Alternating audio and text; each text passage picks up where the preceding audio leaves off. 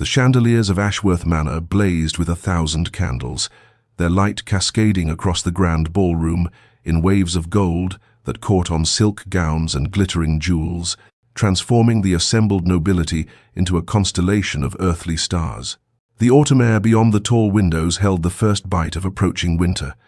but within these walls, the heat of bodies pressed close together, of champagne flowing freely, of whispered gossip and loud laughter, created an atmosphere thick enough to taste. Duke Callum Ashworth stood at the heart of it all, a figure of masculine perfection in his tailored evening clothes, his dark hair swept back from a face that might have been carved from marble for all the warmth it showed. Beside him, Lady Victoria Pemberton radiated the confident beauty of a woman who knew herself destined for a duchess's coronet, her hand resting lightly on his arm as they greeted guest after guest with the practiced grace of those born to such displays. The occasion demanded splendor. After all, this was the formal announcement of their engagement, the union of two great families, the merger of fortunes and bloodlines that would be whispered about in drawing rooms for months to come. The orchestra played something light and airy. Couples swept across the polished floor in elaborate dances, and servants moved like shadows bearing trays of delicacies that cost more than a working family might earn in a year. Yet beneath the glitter and performance, something shifted in the air, a subtle change like the moment before a storm breaks. The whispers began at the periphery of the crowd, a ripple moving inward, as heads turning toward the grand entrance where the butler stood, frozen in an attitude of such complete shock that several guests paused mid-conversation to follow his gaze. She appeared like an apparition conjured from conscience itself, a figure in a simple traveling dress of dove grey that seemed almost colourless against the peacock display surrounding her. Eleanor Ashworth had not adorned herself for this moment. She wore no jewels, no elaborate coiffure, nothing to announce her rank or station, beyond the quiet dignity in her bearing and the unmistakable swell of her belly that proclaimed her condition to every eye that fell upon her. She stood in the doorway as the music faltered and died, one hand resting protectively over the child she carried, the other clutching her reticule as though it might anchor her to this moment of terrible courage. The Duke's face, that carefully maintained mask of aristocratic composure, drained of all colour as his eyes met hers across the expanse of gleaming floor. In that instant, Callum Ashworth confronted the truth he had spent 5 years trying to bury, the secret he had locked away in a countryside estate and visited only when duty or desire briefly overcame his determination to pretend she did not exist. His secret wife had come to claim her place, and the foundations of the life he had constructed began, with the inexorable certainty of all long-denied reckonings, to crack beneath his feet. 5 years earlier, on a grey morning that seemed to leach all colour from the world, Eleanor had stood in the small chapel of her father's estate and spoken vows that should have marked the beginning of her life, but instead became the end of every girlish dream she had ever harboured. She had been 19 then, still young enough to believe in fairy tales, despite the harsh realities that had brought her to this moment: her father's gambling debts, the estate on the brink of ruin, the desperate negotiations that had resulted in this arrangement with the wealthy Duke of Ashworth, who needed a wife of respectable birth, if not notable fortune. Callum had arrived for the ceremony with the enthusiasm of a man attending his own execution, his face a mask of such complete indifference that Eleanor felt herself shrinking under the weight of his gaze, or rather, the lack of any real seeing in it, as though she were merely an inconvenient obstacle between him and whatever life he had planned that did not include her. The ceremony itself passed in a blur of half-remembered words, the cold press of the ring against her finger, the brief and perfunctory kiss that held all the warmth of winter stone. Within hours of the wedding breakfast, a stilted affair where conversation died in awkward silences,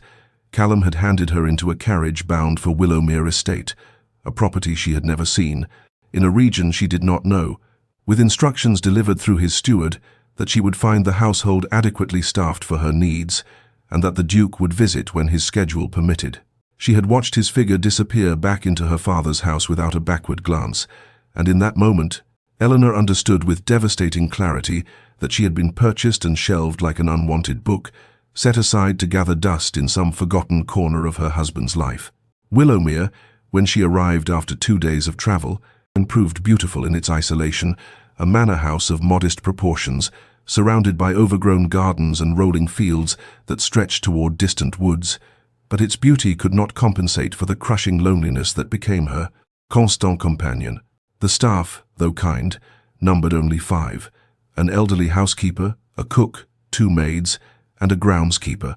all of whom treated her with a gentle pity that made her want to weep. Callum's visits came rarely, perhaps once every 2 or 3 months, and when he did appear, he remained no more than a night, conducting himself with the cold courtesy one might show a stranger, speaking only when necessary, retiring to separate chambers, and departing before she woke. Eleanor had tried, in those early months, to be the wife she imagined he wanted. She dressed carefully for his visits, ordered special meals, attempted conversation about his life in London and his work in Parliament,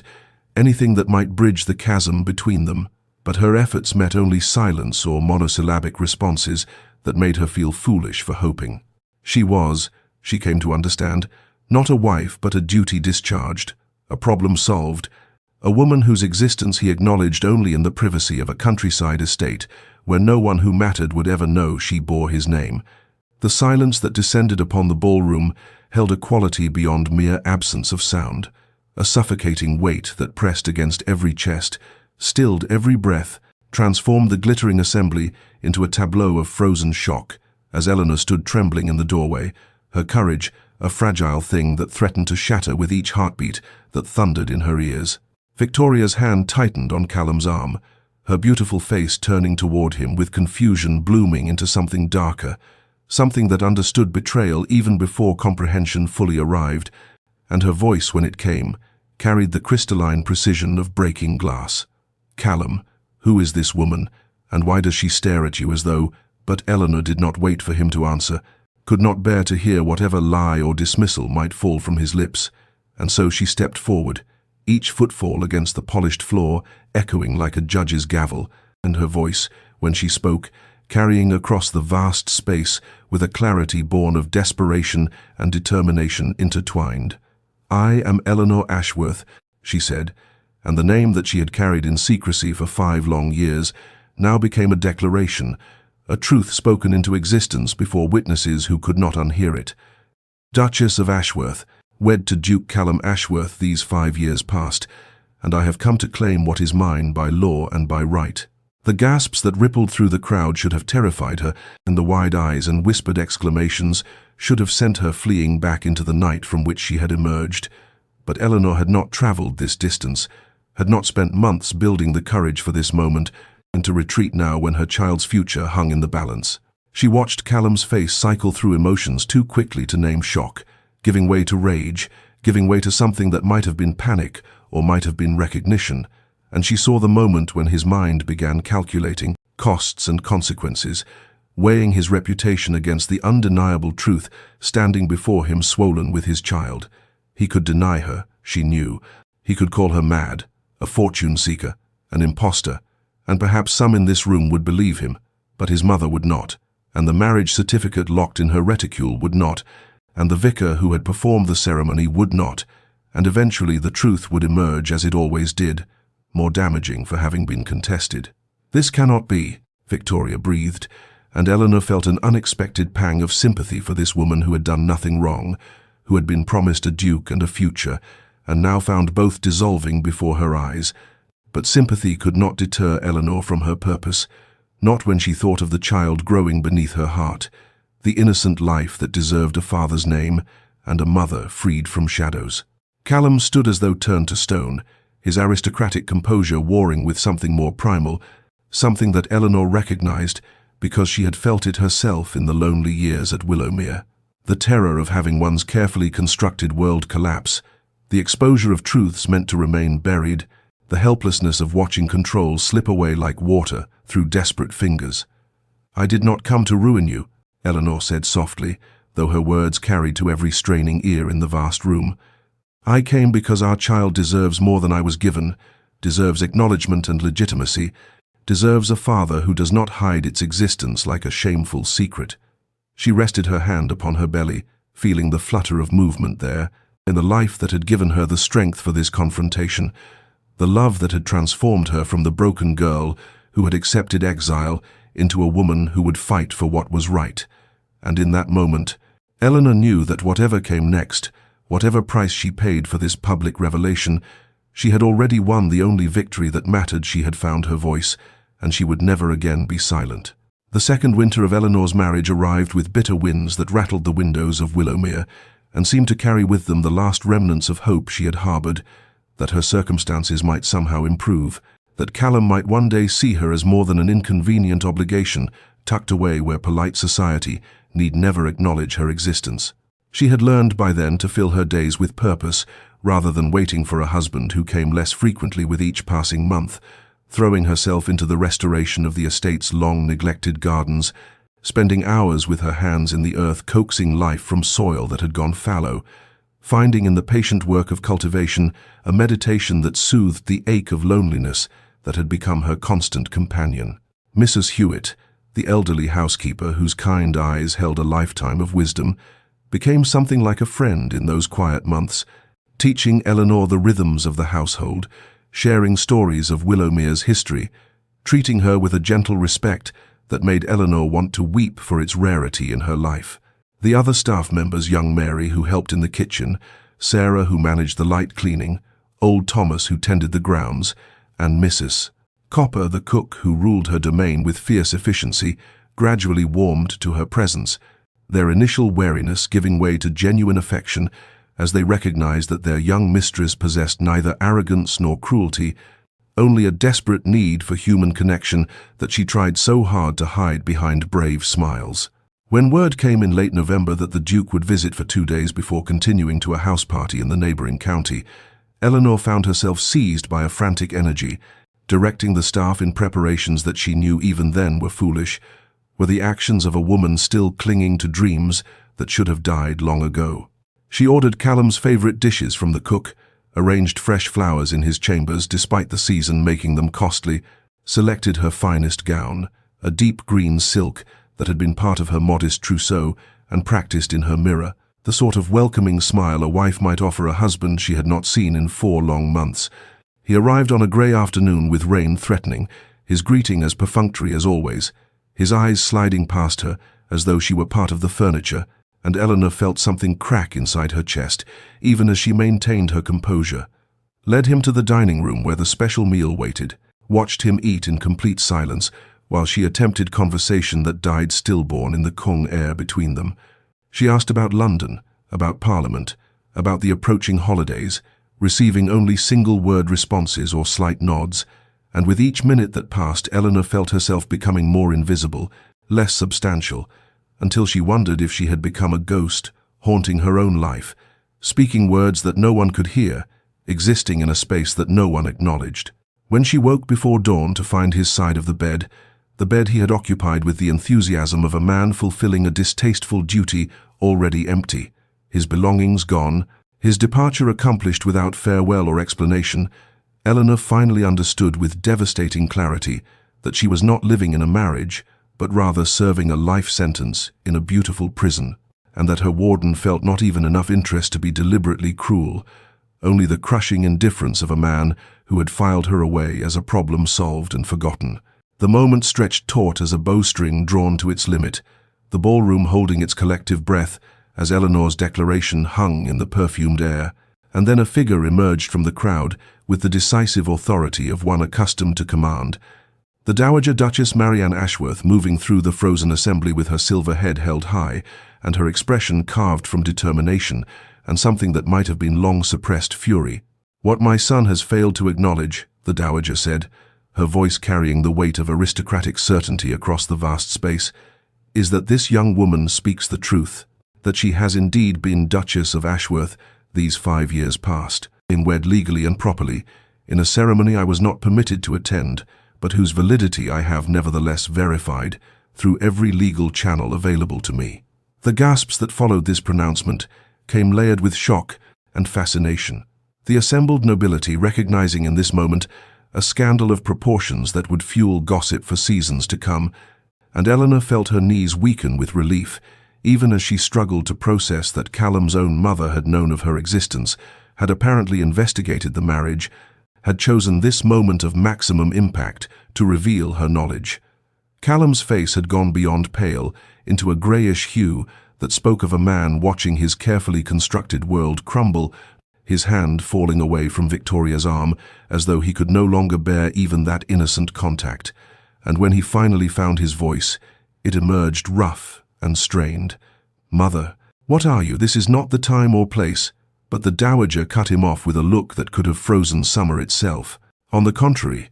this is precisely the time and place, for you have made it so by attempting to enter into a bigamous engagement while your lawful wife carried your child in exile," the dowager declared, and Eleanor watched the crowd's opinion shifting like sand beneath waves, some faces showing sympathy for Eleanor, while others displayed the eager cruelty of those who delighted in watching the mighty fall, and still others reflected the careful neutrality of people calculating which side would prove most advantageous to support. Victoria, to her eternal credit, drew herself up with a dignity that made Eleanor's heart ache for her, this innocent woman caught in a web not of her making, and she addressed Callum with a voice that trembled only slightly. "I believe, Your Grace, that you owe me the courtesy of an explanation, though I suspect that nothing you say will make this betrayal less complete." And then she turned to Eleanor with eyes that held anger but also a painful understanding, nodding once in acknowledgement before gathering her skirts and walking from the ballroom with her head high, her mother and sisters hurrying after her, leaving whispers and speculation in their wake. Eleanor felt Callum's hand suddenly grip her elbow, not gently but with a desperate pressure that bordered on pain, and he was steering her toward a side door, his face a mask of barely controlled emotion, and though part of her wanted to resist his high-handed command, another part recognized that they needed privacy for what must come next, needed to escape the avid eyes and eager ears that surrounded them. The dowager followed at a short distance, her presence both shield and witness, and as they reached the drawing room and Callum all but pushed Eleanor through the doorway, she turned to face him with her heart hammering against her ribs, but her outward demeanor maintained through sheer force of will, knowing that this confrontation would determine everything that followed, would shape the future of the child she carried and the life she might yet claim for herself. The drawing-room door closed behind them, with a finality that seemed to seal them into a space too small for the enormity of what hung between them. And Callum released Eleanor's elbow as though her skin had burned him, immediately putting the width of the room between them as he turned on her, with eyes blazing with an emotion she couldn't quite name. Something beyond anger, something that looked almost like terror beneath the fury. "What in God's name possessed you to appear tonight, to humiliate me before all of society, to destroy everything I've built?" he demanded, his voice low and dangerous, his hands clenched at his sides as though fighting the urge to strike something. Though Eleanor suspected it was not her, he wanted to hit, but rather the walls that confined him, the circumstances that had shattered his careful control. She stood very still, her hands folded protectively over the swell of her abdomen, and when she spoke, her voice carried a quietness that somehow made it more powerful than any shout could have been. "I came because 3 months ago I discovered I was carrying your child, and I realized that I would not, raise this baby in the shadows where you have kept me. I could not teach our son or daughter to accept a life of shame and secrecy as though they were something to be hidden away like a scandal or a mistake." Callum's face contorted with something between anguish and rage, and he began to pace the room like a caged animal, his words tumbling out in a rush. "You speak of shame? You, who have just destroyed my engagement, ruined my reputation, made me a laughingstock? Do you have any conception of what you've done?" Eleanor felt something cold and hard settle in her chest, a terrible clarity that cut through years of hoping he might one day care, and she replied with devastating calm, "I have given you a choice, Callum, which is more courtesy than you have ever extended to me. In 5 years of marriage, you may acknowledge us, publicly claim me as your wife, and this child as your heir, and we shall find some way to build a life together, or you may grant me a divorce, and we shall both be free, and you to find another suitable bride, and I to raise our child somewhere far from your indifference." The word divorce seemed to strike him like a physical blow, and he stopped his pacing abruptly, staring at her as though she had transformed into someone he had never seen before, and indeed perhaps she had, for the woman who stood before him now bore little resemblance to the frightened girl he had wed and abandoned. "You cannot mean divorce is impossible, the scandal would be—" But Eleanor interrupted him with a bitter laugh that held no humor whatsoever. More scandalous than a duke maintaining a secret wife while courting another, more damaging than the truth that has just been revealed to 300 of your closest peers. Callum had no answer for that. His mouth opening and closing as he struggled with thoughts and feelings he seemed unable to articulate, and watching him, Eleanor felt a strange mixture of pity and resolve, for she could see that he was a man who had never been forced to confront the consequences of his own choices, who had lived his entire life arranging the world to his comfort without regard for those he crushed beneath his decisions, and now that world had finally refused to cooperate with his vision of how things should be. 3 years into their marriage, Eleanor had learned the particular alchemy of transforming loneliness into purpose, had discovered that an estate left to neglect could become a canvas for creation, if one possessed sufficient determination and a willingness to dig one's hands into the earth alongside those who worked it, and Willowmere, under her careful stewardship, had begun to bloom in ways that surprised even the long-time staff who had served there through decades of indifferent management. The gardens that had once been overgrown tangles of thornbush and strangling vine now displayed careful arrangements of roses and lavender, hollyhocks and foxglove, each bed planned not merely for beauty, but for the practical provision of cutting flowers for the house and herbs for the stillroom, where Eleanor had learned to make remedies and preserves, and the kitchen gardens produced vegetables in such abundance that she had instituted a system of sharing the surplus with the village families, earning their gratitude and loyalty in ways that gold could never purchase. It was on a particularly fine afternoon in late August, with the sun warm on her shoulders and the scent of late-blooming roses heavy in the air, that Eleanor found herself kneeling in the south garden alongside old Thomas, the head groundskeeper who had overcome his initial skepticism about a young duchess who insisted on working beside him to become something approaching a friend. And they were engaged in a battle of wills with a particularly stubborn rosebush that had grown wild and woody, resisting all attempts at civilized pruning. "The thing's got ideas above its station, Your Grace," Thomas observed with the dry humor he'd developed over their years of shared labor. "Thinks it can grow however it pleases, without regard for the order we're trying to establish." And Eleanor had laughed, truly laughed in a way she rarely did anymore, her face dirt-smudged and her hands scratched from thorns, replying that perhaps the rose had the right idea, that there was something to be said for refusing to be constrained by others' expectations of proper behavior. It was precisely at this moment that Callum's carriage had arrived unannounced, as his visits always were, giving her no time to prepare or present herself as the dignified duchess she was supposed to be, and he had found her there in the garden, looking more like a common labourer than the wife of one of England's premier peers, her dress simple and practical, her hair escaping its pins, her hands covered in soil, and something in her unguarded joy, in the genuine warmth of her laughter, had struck him with a force he could neither understand nor name. He had stood watching from the terrace for several minutes before she noticed him, and in those minutes something uncomfortable had shifted in his chest, some recognition that the woman before him possessed a vitality and contentment that had nothing to do with him, that she had built a life in his absence rather than pining for his attention, and this realization disturbed him in ways he refused to examine too closely. When Eleanor finally saw him, he watched the light drain from her face like water from a broken vessel, watched her transformation from genuine happiness to careful courtesy, and though he told himself he was relieved that she knew her place, knew not to presume familiarity, some part of him mourned the loss of that unguarded smile, even as he greeted her with his customary coldness, even as he retreated into the armor of ducal formality that kept the world at a safe distance, disturbed by the strange ache her contentment without him had created, and an ache he would carry back to London like a splinter lodged too deep to remove. Eleanor rose from where she had stood with a quiet dignity that seemed to cost her everything, smoothing her dress over her swollen abdomen with hands that trembled only slightly, and she said in a voice that carried the weight of 5 years of dismissal, "I shall find lodgings at the village inn until you have made your decision, as I would not wish to impose upon your hospitality any longer than necessary." But before she could take more than 2 steps toward the door, Callum heard himself speak with a vehemence that surprised them both. "Absolutely not, you cannot. I forbid you to stay at some common inn in your condition." And even as the words left his mouth, he felt confusion wash over him, For when had he ever cared where she laid her head? When had her comfort or safety ever troubled his sleep? Eleanor turned to look at him with eyes that held such weariness, such bone-deep exhaustion that went far beyond the physical demands of pregnancy, and she observed with devastating quietness,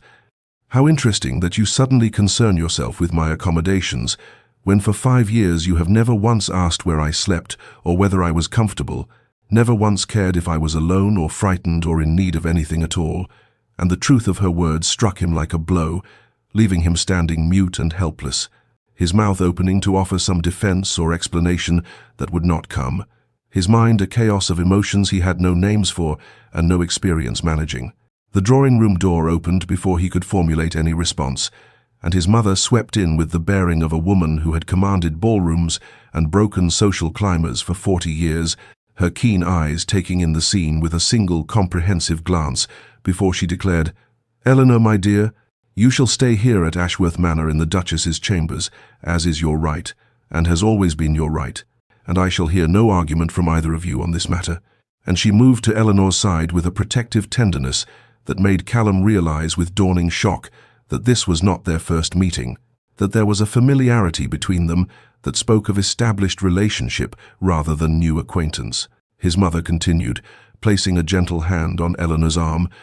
"I have had your things brought up from the inn where you stayed last night. Yes, Callum, she was sensible enough to secure lodgings before confronting you,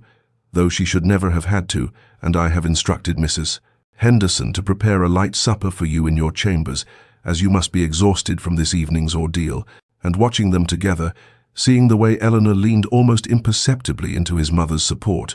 the way the Dowager Duchess's expression softened with genuine affection, Callum felt the ground shift beneath his understanding of the past years. "Mother," he began, his voice strange even to his own ears, "how long have you?" But the Dowager cut him off with a look that could have frozen wine in July, replying with Arctic precision, "I have been visiting Eleanor at Willowmere every month for the past 2 years, Callum, ever since I discovered quite by accident that you had hidden away a wife as though she were something shameful, and I have found her to be one of the finest women I have ever had the privilege to know, which is considerably more than I can say for my son at this particular moment." And with that pronouncement she guided Eleanor from the room, leaving Callum alone with the wreckage of everything he thought he knew about his carefully constructed life. The Dowager Duchess had arrived at Willowmere on a crisp October afternoon 4 years into Eleanor's exile, her grand carriage rolling up the drive without prior announcement, in a manner so reminiscent of her son that Eleanor had felt her stomach clench with old anxiety. But when the older woman had descended with the aid of her footman and turned to survey both the estate and its mistress with those keen grey eyes that missed nothing, her expression had held not coldness, but something that looked remarkably like sorrow mixed with determination. "My dear girl," she had said without preamble, crossing to where Eleanor stood frozen on the front steps,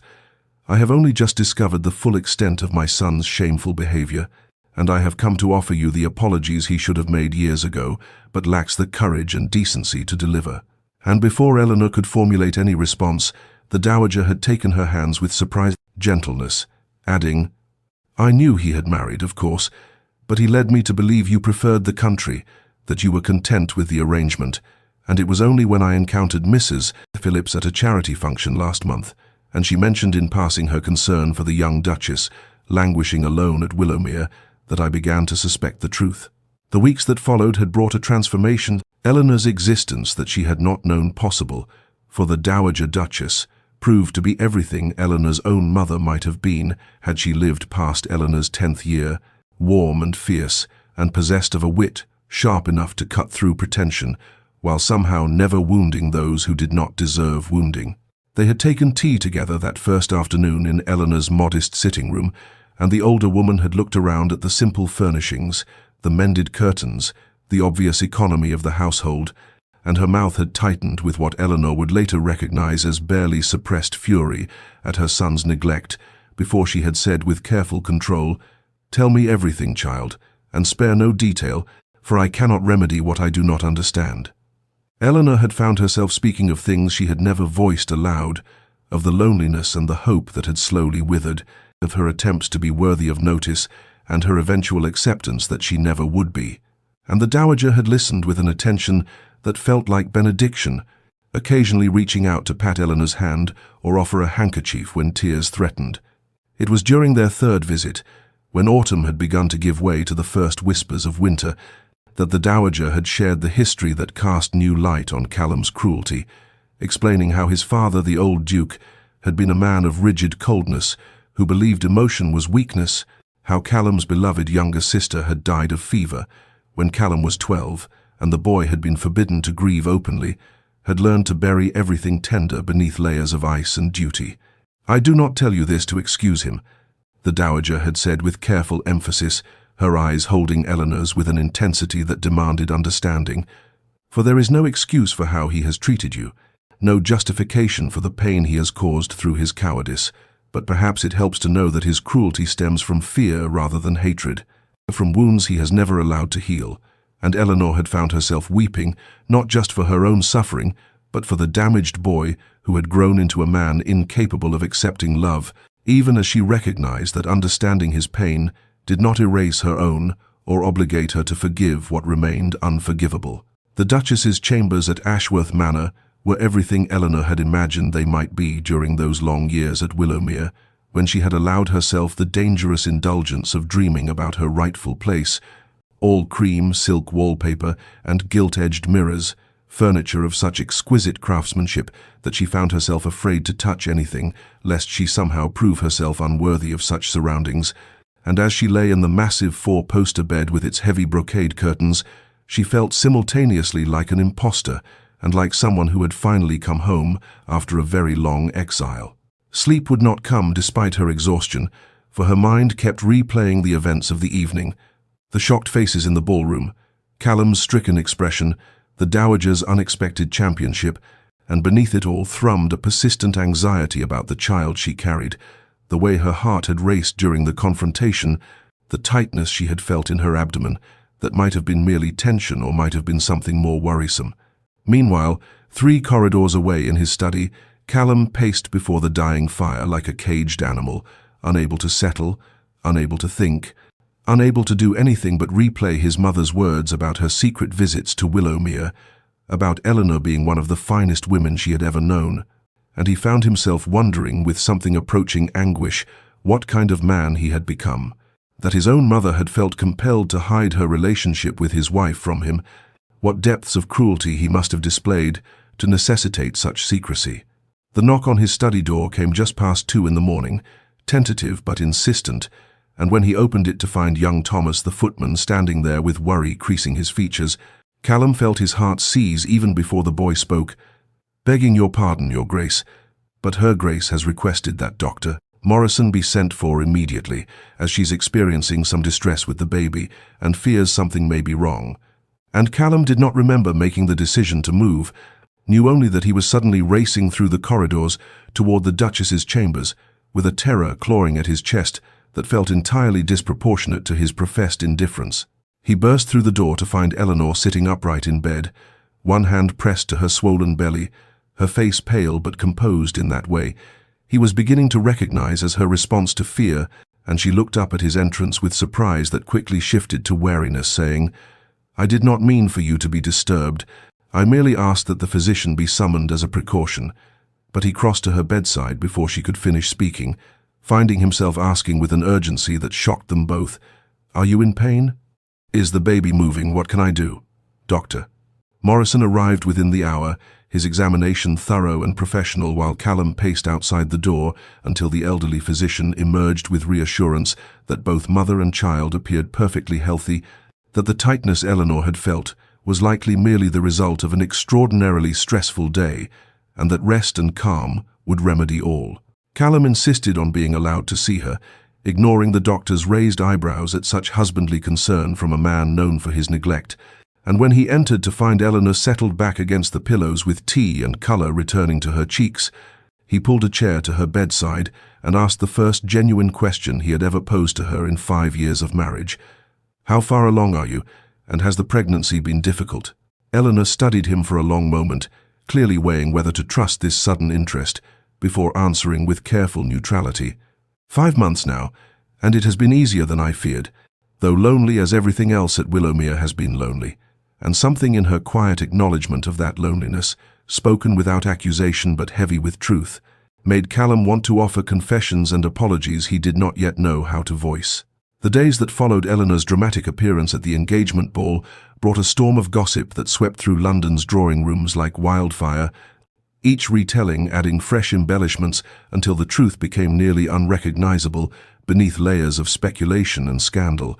and Callum found himself forced to navigate the treacherous waters of society's judgment while simultaneously confronting the reality of a wife he could no longer pretend did not exist. He had sent formal notice to Victoria's father the morning after the ball, requesting a private meeting where he had confessed the full truth of his prior marriage and offered whatever restitution might ease the damage to Victoria's reputation.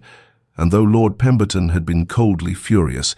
Victoria herself had displayed a dignity that shamed Callum further, saying only that she was grateful to learn his true character before binding herself to him permanently, and that she hoped someday he might learn to value the woman he actually married. The public acknowledgement came next,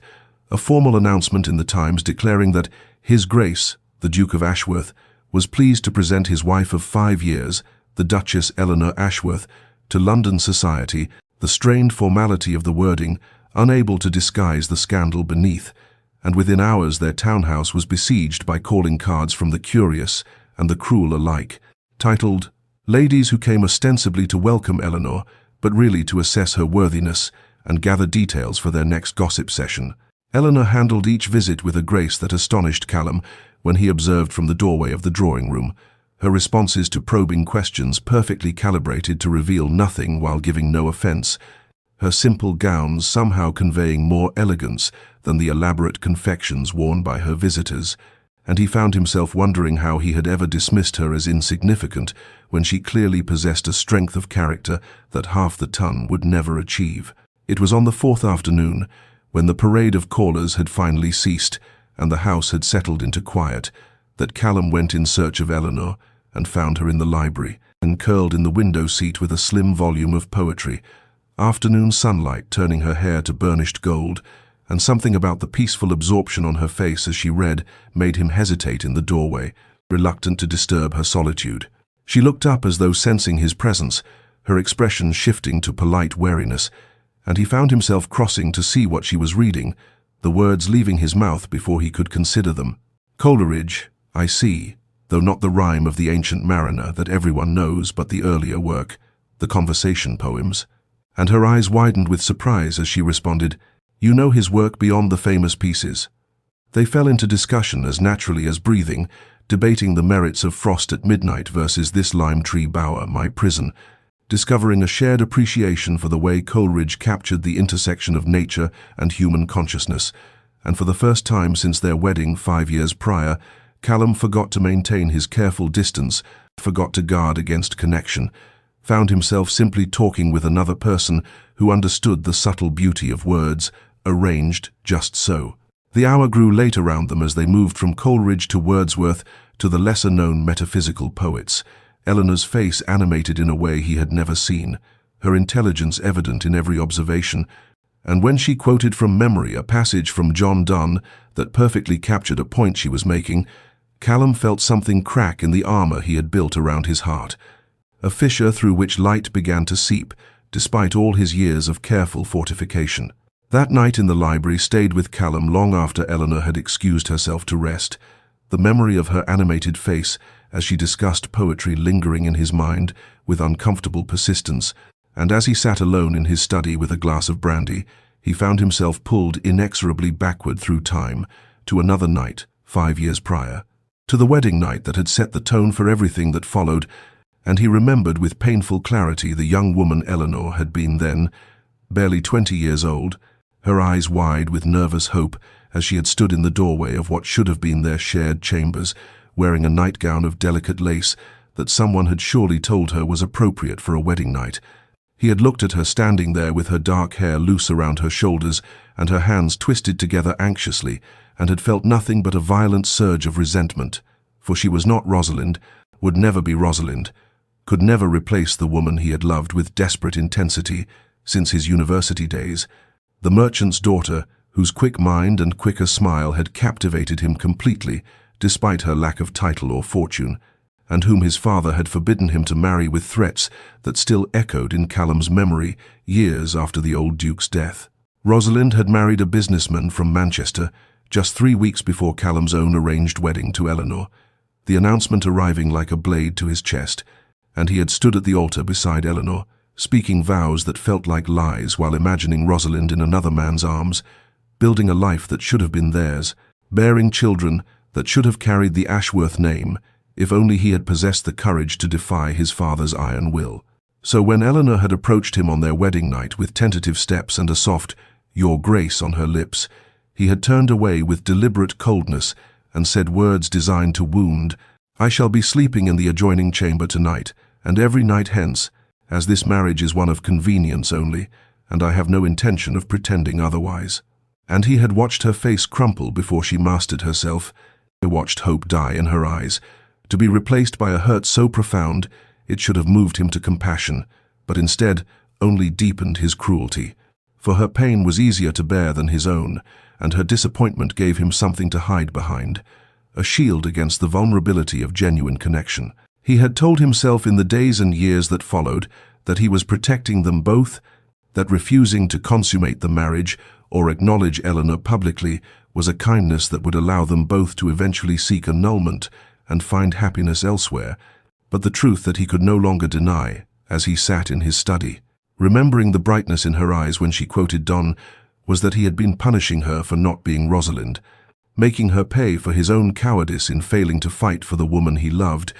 and that every cold word and calculated absence had been an act of cruelty, born not from indifference but from a fear so profound it had poisoned everything it touched. The fear that if he allowed himself to care for Eleanor even slightly, he would lose her too, and that losing someone again would destroy whatever fragments of his heart still remained intact. The weeks that followed their library conversation brought a subtle shift in the atmosphere of Ashworth Manor,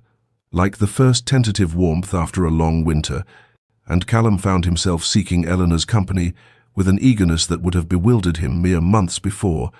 joining her for breakfast in the morning room, where sunlight streamed through tall windows and turned her teacup to translucent porcelain, lingering over dinner conversations that stretched long into the evening as they discovered shared opinions on everything from estate management to the shameful conditions of London's workhouses, and he watched with growing fascination as her pregnancy advanced and her body changed to accommodate the child growing within, the soft swell of her abdomen becoming more pronounced with each passing day, until she moved with the careful grace of a woman carrying precious cargo. He found himself noticing small things he had never allowed himself to see before. The way she touched her belly absently, while reading as though communicating with the babe, the slight breathlessness that came upon her after climbing stairs, the glow that seemed to emanate from her skin as though lit from within, and he developed protective instincts he could not seem to control, rising automatically when she entered a room, offering his arm for even short walks through the house, watching her with a vigilance that bordered on obsessive concern for her well-being and that of their child. It was on a Tuesday afternoon in late autumn when Eleanor had been coming down the main staircase with a book tucked under one arm, her attention focused on the hem of her gown to avoid tripping, and that her foot caught on the edge of a step, and she stumbled forward with a small cry of alarm, and Callum, who had been crossing the entrance hall below, moved without conscious thought, reaching her in 3 long strides and catching her against his chest as she fell,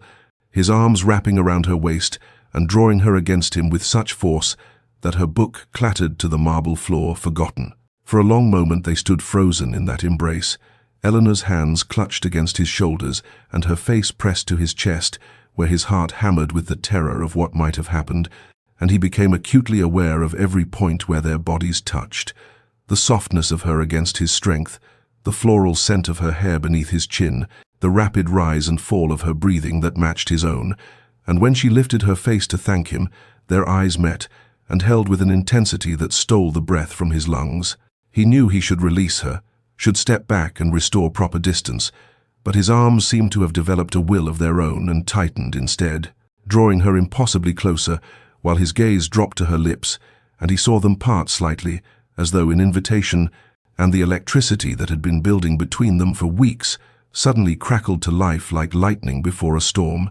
and Eleanor's internal voice whispered desperately that she could not do this again, could not allow herself to hope or want or need this man who had broken her so thoroughly once already, even as her treacherous heart beat faster and her body softened against his, and some reckless part of her wondered what would happen if she simply rose on her toes and closed the small distance between their mouths and tasted the lips, had dreamed of kissing properly for 5 long years. The moment shattered when a footman cleared his throat discreetly from the doorway, and Callum released Eleanor so abruptly she swayed before steadying herself against the banister, both of them flushed and breathing heavily as the servant announced with apologetic urgency that an express message had arrived from Willowmere estate, requiring immediate attention, and Eleanor's face went pale as she reached for the sealed letter with trembling fingers, while Callum watched her scan the contents and saw fear replace the heat that had been in her eyes mere moments before. The fire had started in the eastern wing near the kitchens. She read aloud in a voice that shook despite her visible effort at control,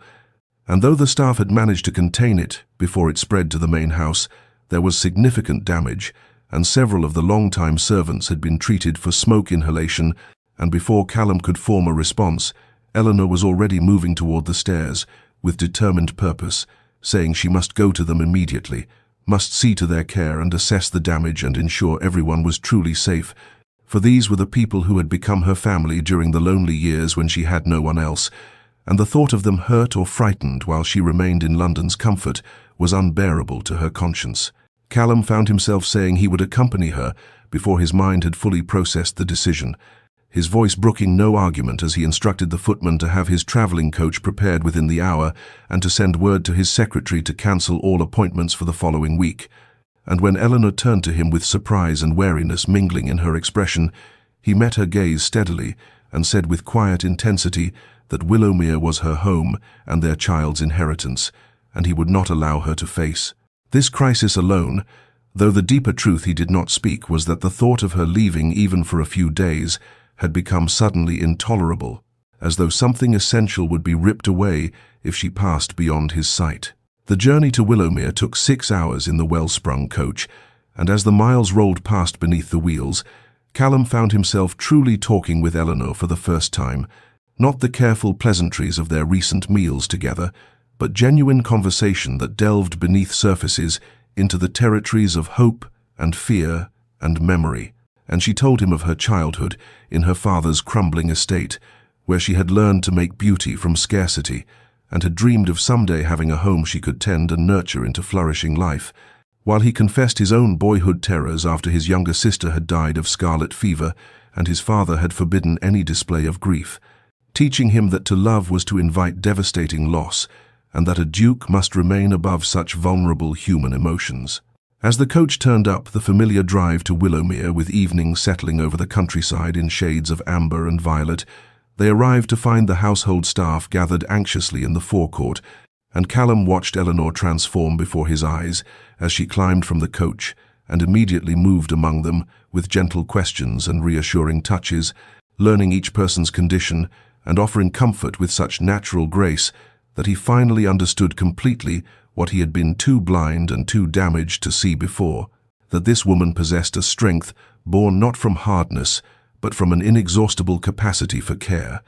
and that in trying to diminish her he had only revealed the poverty of his own spirit. The following morning dawned cold and grey over Willowmere, and Callum found himself rolling up his shirt sleeves alongside the groundskeeper and stable hands to assess the fire damage and begin repairs, his fine London clothing exchanged for borrowed work garments that smelled of wood smoke and honest labour, and as he moved through the eastern wing, examining charred timbers and water-damaged plasterwork, he began to truly see the estate Eleanor had built through her own determination and vision. The kitchen gardens she had expanded now provided vegetables for the entire household and surplus for the village. The dairy had been modernized with equipment purchased from her careful management of the household accounts he had never bothered to review. The tenant cottages had been repaired and improved until families who had been preparing to leave for factory work in the cities had chosen to stay. And everywhere he looked, he saw evidence of her intelligence and care, transforming what had been a neglected property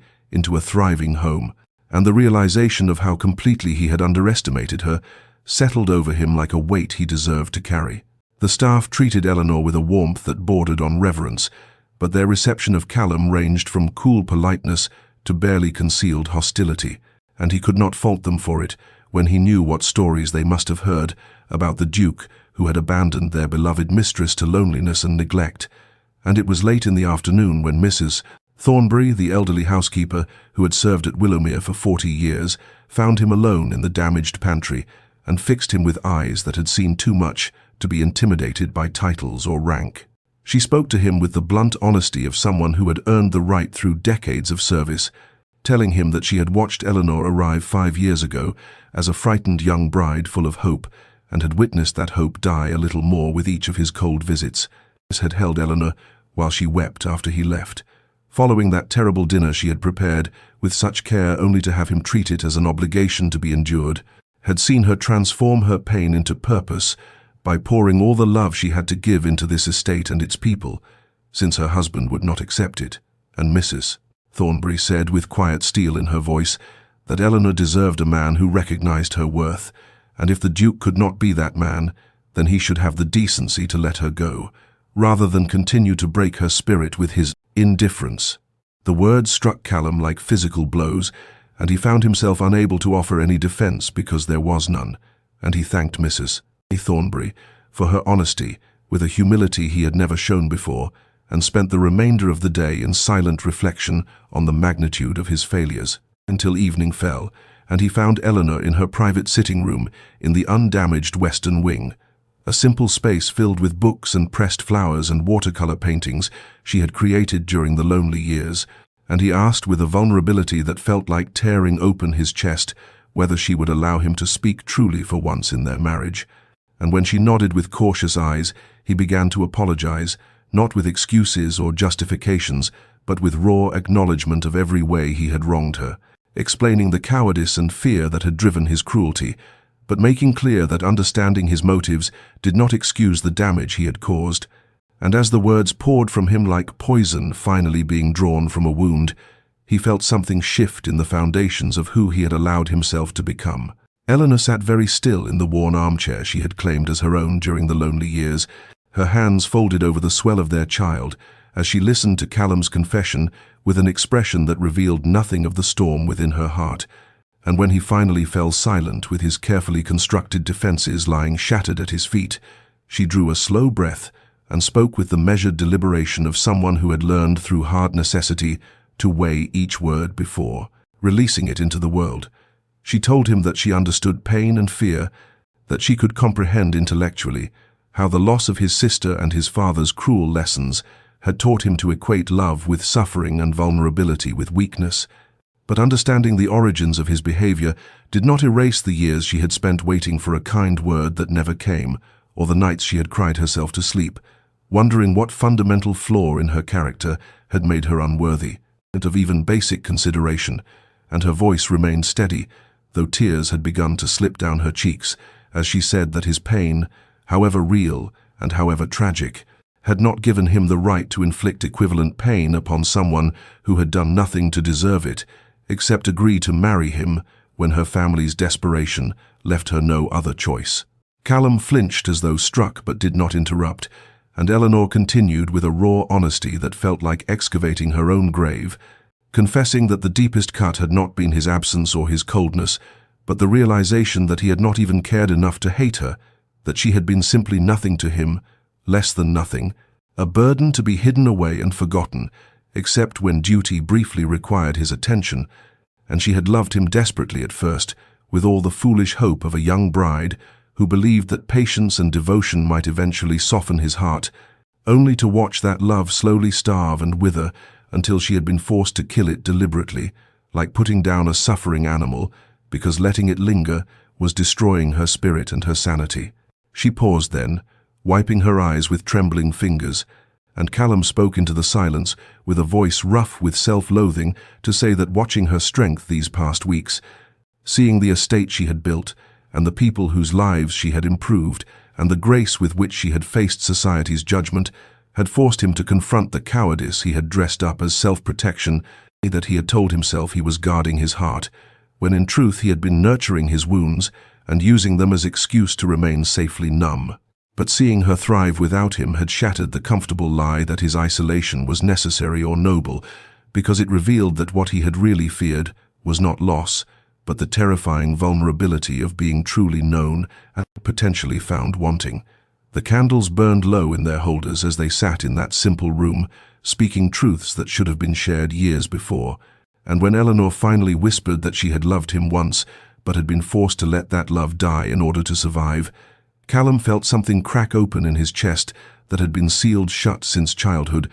and he asked with desperate need to know whether love once dead could ever be resurrected, or if he had destroyed beyond all repair the one thing he was finally ready to cherish. Eleanor sat in the flickering candlelight and looked at this man who had caused her such profound pain, seeing for the first time not the cold duke who had hidden her away, but a damaged soul who had mistaken self-protection for strength. And she answered his desperate question with the careful honesty that had become her armor and her salvation, saying that she did not know whether love once dead could be resurrected, because she had never before attempted such an impossible feat. But perhaps what they needed was not to resurrect what had died, but to begin entirely anew, to meet each other as strangers without the weight of their painful history, except as lessons learned and scars acknowledged. And she proposed with trembling voice that if he truly wished to know her, and to be known in return, they might start again from the beginning, as two people learning whether something real could grow between them. Callum seized upon this offering like a drowning man grasping driftwood, and in the days and weeks that followed as winter deepened over Willowmere, they embarked upon the courtship they had never been granted before their hasty arranged marriage, walking together through the frost-laden gardens she had nurtured, where she showed him the roses she had coaxed back to life and the herb beds she had planted, following instructions from Mrs. Thornbury's grandmother's journals, and he listened with genuine fascination to her explanations of soil composition and growing seasons, and discovered that her intelligence ranged far beyond the ornamental accomplishments expected of ladies into practical knowledge that had saved this estate from ruin. They spent long evenings in her sitting room, reading aloud to each other from volumes of poetry and philosophy, and Callum found himself astonished at the depth of Eleanor's thinking and the wit she revealed when she felt safe enough to lower her careful guard. Her observations about the texts they shared, often more insightful than those of his university friends who had been so proud of their classical educations, and these conversations stretched late into the night, until the candles burned to stubs, and they both struggled to keep their eyes open. Yet neither wished to end the precious communion of minds and hearts. He began to court her with small gestures that spoke of attention and care, bringing her the first snowdrops that bloomed in the south garden because she had mentioned loving their delicate resilience, ensuring the fire in her chambers was always properly tended, asking her preferences about everything from meal planning to evening entertainments, rather than simply dictating his will as he had done throughout their marriage. And Eleanor watched this transformation with cautious hope, warring against self-protective skepticism, afraid to trust that this vulnerable, considerate man was truly who Callum could become, rather than a temporary performance that would dissolve once he had secured her forgiveness. Yet as the weeks passed and his attention never wavered, as she witnessed him helping repair the fire damage with his own hands, and speaking respectfully to servants he would once have ignored, and asking her opinion on estate matters, with genuine interest in her answers, she felt something unfurling in her chest, like a spring bud pushing through winter soil. Not the desperate love of her naive younger self, but something stronger and more complex, a regard built on witnessed character rather than hopeful fantasy, and she realized with wonder and trepidation that she was discovering not who she had imagined Callum to be, but who he actually was when he allowed himself to be fully human and imperfect and real. They returned to Ashworth Manor in early March, when the first crocuses were pushing through the snow-patched earth, and though the grand estate remained unchanged in its physical magnificence, everything felt transformed because Callum and Eleanor entered it not as reluctant strangers bound by legal contract, but as genuine partners who had earned each other's trust through patient honesty and vulnerable revelation. And the household staff who had served the Duke for years noticed immediately the softness in his expression when he looked at his wife, and the protective tenderness with which he guided her up the stairs, and the way he consulted her about every decision, from which chambers they would occupy to how the nursery should be prepared. Eleanor bloomed in these final weeks of her pregnancy, not merely from the physical changes of impending motherhood, but from the radical transformation of being truly cherished, and she would sometimes catch Callum watching her with an expression of such wonder and remorse intermingled that she would take his hand and remind him gently that they could not change the past, but only shape their future, and he would press his forehead to hers and vow again that he would spend the rest of his life proving himself worthy of the grace she had extended. When her labor began on a rain-washed April morning with the scent of wet earth and new blooms drifting through the open windows, Callum refused to leave her side, despite the midwife's scandalized protests that gentlemen did not attend such intimate proceedings, and Eleanor gripped his hand through each wave of pain and drew strength from his presence, even as she cursed him thoroughly for his role in creating this agony, which made him laugh through his tears of worry and pride at her spirit, even in extremity. Their daughter entered the world just as dawn broke over the eastern hills, her first cry piercing and strong, and when the midwife placed the tiny bundled form in Callum's arms, he stood trembling with his face streaming tears as he looked down at this perfect miracle they had created. This innocent soul who represented everything he had almost destroyed through his cowardice and cruelty, and he spoke to his daughter in a broken whisper, promising that he would be the father she deserved and the husband her mother should have had from the beginning, that he would teach her never to settle for less than authentic love, and would show her through his actions that people could change and grow and become better than their worst selves. Eleanor watched this scene from her bed with exhaustion and joy overwhelming her in equal measure, seeing this man who had been so frozen and distant, now overflowing with raw emotion and unconditional love. And when Callum finally brought their daughter to her and sat carefully on the bed's edge, they looked at each other over their child's downy head with such profound intimacy and hard-won tenderness that words seemed unnecessary, though Callum leaned forward anyway and kissed Eleanor for the first time as her true husband rather than her legal captor, a kiss that tasted of salt from their mingled tears and promised everything they had both thought forever lost. And in that moment, their genuine marriage finally began. 3 years had passed since that rain-washed April morning, when their daughter Catherine had entered the world and changed everything, and now Willowmere estate in high summer blazed with the full glory of Eleanor's beloved gardens, where roses climbed ancient stone walls and lavender bordered the winding paths, and the herb beds flourished under her careful tending. And it was here in this place that had once been her exile but had become her sanctuary, that the Duke and Duchess of Ashworth had chosen to make their primary home, visiting London only when business demanded and returning always with relief to the peace and beauty of the countryside. Eleanor sat on a blanket spread beneath the old oak tree, watching Callum chase their daughter Catherine through the flower beds, the child's delighted shrieks piercing the warm afternoon air as her father caught her up and swung her high, while pretending to be some fearsome dragon she must escape. And Eleanor's hand rested on the blanket beside her, where their infant son Thomas slept in his basket, with his tiny fist curled against his cheek in an expression of perfect contentment, and she marveled at how completely her life had transformed from those dark years when she had lived as a ghost in her own marriage to this abundant present, where love flowed as freely as sunlight. Callum set Catherine down, and the girl immediately demanded he chase her again, but he begged a moment's respite and came to collapse on the blanket beside Eleanor, his dark hair disheveled and his formal coat discarded hours ago, so that he looked nothing like the cold Duke who had once greeted London society with such careful reserve. And when he looked at Eleanor, his eyes held such warmth and devotion that she sometimes still caught her breath at the miracle of it, at how this man had journeyed from cruel distance to this intimate tenderness. He reached for her hand and pressed it to his lips, as he had done countless times in these 3 years, each gesture a renewal of his vow to cherish what he had nearly destroyed. And Eleanor leaned against his shoulder, while Catherine attempted to fashion daisy chains nearby, and baby Thomas stirred in his sleep, and they sat together in comfortable silence that spoke of deep understanding and hard-won peace, and Callum murmured against her hair that he could scarcely remember the man he had been before, that bitter, frozen creature who had thought protection from pain was worth the cost of joy.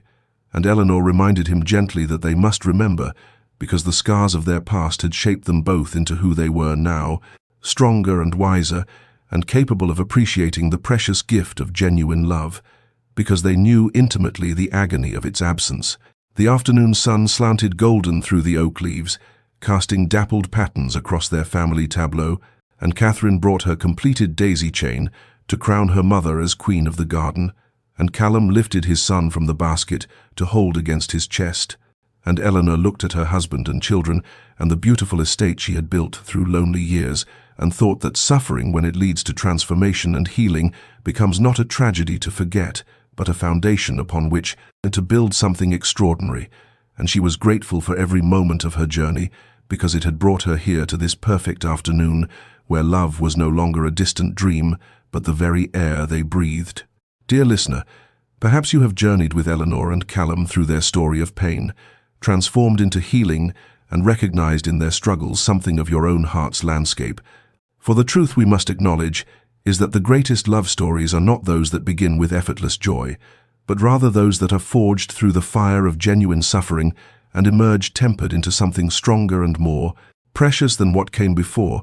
And Eleanor's courage to stand in that ballroom despite her fear, and Callum's difficult journey from self-protective cruelty to vulnerable authenticity, teaches us that transformation is always possible, though never easy. That it requires from both parties the willingness to be honest about pain inflicted and received, the humility to acknowledge wrongdoing without defensiveness,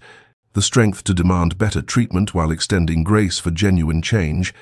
and the patience to allow healing to unfold in its own necessary time, rather than rushing toward reconciliation before its foundation has been properly laid. We must remember that Eleanor did not simply forgive Callum's years of neglect and emotional abandonment because he suddenly showed interest, but rather she held him accountable, demanded he prove through sustained action rather than temporary words that his transformation was real,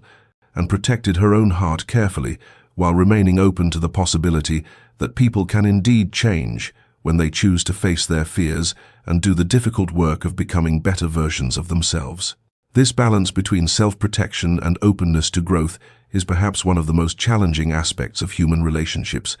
knowing when to extend another chance and when to walk away, understanding that while some people are worth the patience and pain of waiting for their transformation,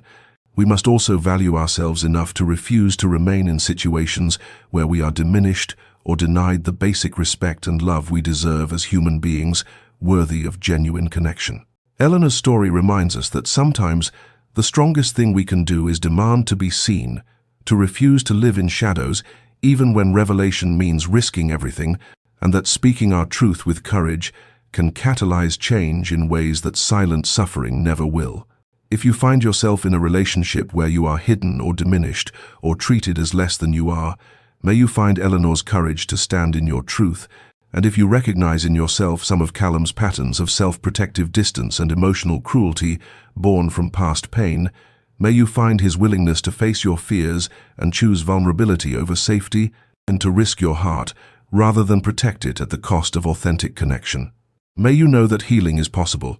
that happy endings can be earned through honest effort and mutual respect,